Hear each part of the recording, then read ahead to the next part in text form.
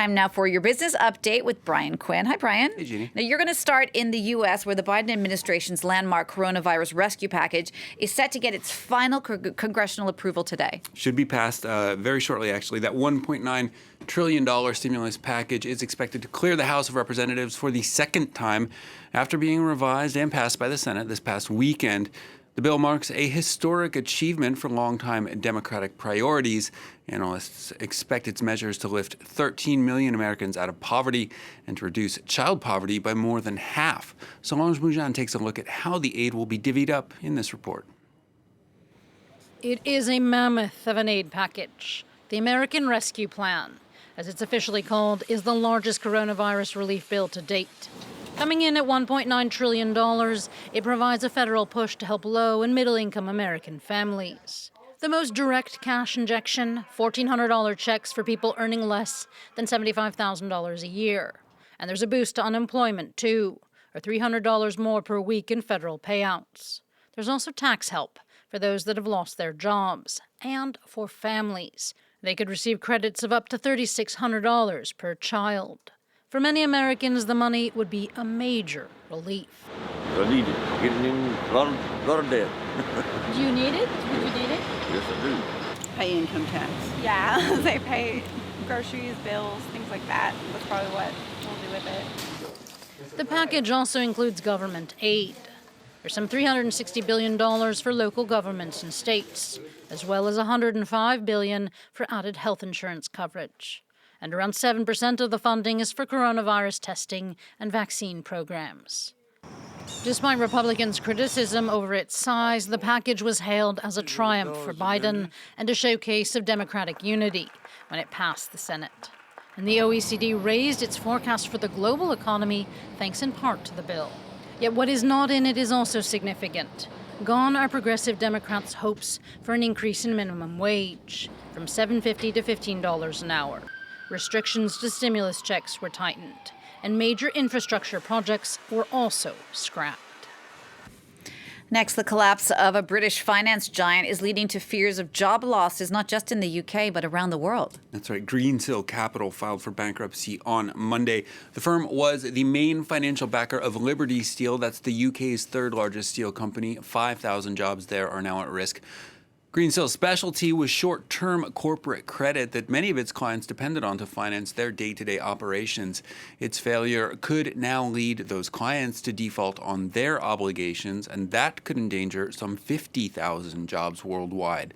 Liberty Steel's parent company, GFG Alliance, also operates 3 major metalworks here in France. Finance Minister Bruno Le Maire says the government's ready to step in and protect those jobs. The employees of Ayange, Ascoval, Dunkirk Aluminium should know that the state has their back. It will protect them. I went to great lengths to keep the Ascoval site going. Now there are orders. It's profitable. The state will protect employees. Brian, how are the markets doing today? Jeannie, European indexes trying to maintain some momentum after a winning Tuesday and a real blockbuster session for tech shares on Wall Street. Investors, though, still worried about looming inflation as the global recovery takes hold. London's FTSE 100 is down around 0.2%. The CAC 40 here in Paris up over 0.5%. The Frankfurt DAX is up over 0.25% as Adidas shares there jump over 4%. That despite news of a 78% drop in profits for 2020 as the company looks ahead to a rebound in 2021. Next, now the European Union seeking to boost what it's calling tech sovereignty. That's amid a worldwide microchip shortage. Indeed, Europe wants to double its share of the global semiconductor market over the next 10 years, from 10 up to 20%. The 30 billion euro plan laid out by European Commissioners Margrethe Vestager and Thierry Breton in Brussels comes as a microchip shortage has slowed automobile production around the world. It also comes amid ongoing tensions between the U.S. and China over technology infrastructure and intellectual property. The Digital Compass 2030 plan by the EU also calls for the bloc to develop its own quantum computer by 2025, ensure gigabit internet for all households, and more than double the number of European IT specialists. Now, one organization that's not so happy about the destination of European funds is Greenpeace. They made that very clear with a stunt at the European Central Bank. Yeah, quite a spectacular one, actually. Environmental activists used paragliders to land on the roof of an ECB building in Frankfurt Wednesday. There they unfurled a banner demanding that the bank stop funding, quote, climate killers. Campaigners say the bank's lending practices systematically undermine climate protection, in part by giving better risk ratings to companies that emit large quantities of greenhouse gases. That while undervaluing climate-friendly industries, the ECB, meanwhile, says it's in the process of setting up a unit to coordinate climate policy across its activities, with a report due in September. Not enough to satisfy these activists. Take a listen.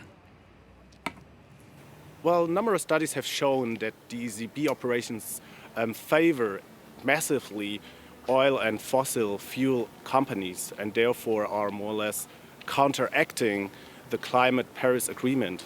And we demand and we call on the ECB to align its monetary operations with the Paris Agreement.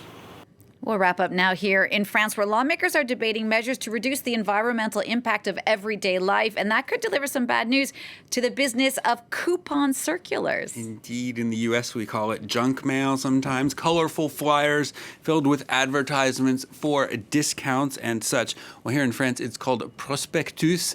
And between environmental regulations and the rise of the internet, it's an industry that could be headed for the recycle bin. A mountain of flyers, catalogs, and ads that go straight into the trash. We throw it away. Everything's on the internet, so it's not useful. French lawmakers are considering enacting a law that would limit the quantity of flyers that end up unsolicited in mailboxes. For some 30 kilos of ads per family are dropped in mail slots every year. That amounts to 800,000 tons of paper nationwide. And only 13% of them are thought to be read. The proposal is that instead of refusing ads, residents would have to opt in to receiving flyers with a special mailbox sticker. A reversal that's worrisome for those that make their livings thanks to such advertising. Today we've kind of been forgotten, but the job of distributing flyers is important. It's thought that 10,000 jobs are directly related to the industry. Yet a majority of French people are in favor of such a switch. And many say that they'd still request the catalogs. I like receiving them at home. I like flipping through every once in a while. And all those ads create profits. While many major brands and supermarkets do not publish the exact returns of their millions in euros in communications budgets, experts say the flyers can boost sales by around 13%. But there's a cost, too. Consumer advocates say recycling all that unsolicited paper comes to around €200 a year for a family of 4. Not to mention the environmental cost of so much often wasted paper. You know, I think I've actually been alerted to some wine sales at the supermarket with those. I might miss They're not them. all bad. It's not all bad. True. Brian, thanks so much for that. Brian Quinn there with that look at today's business news.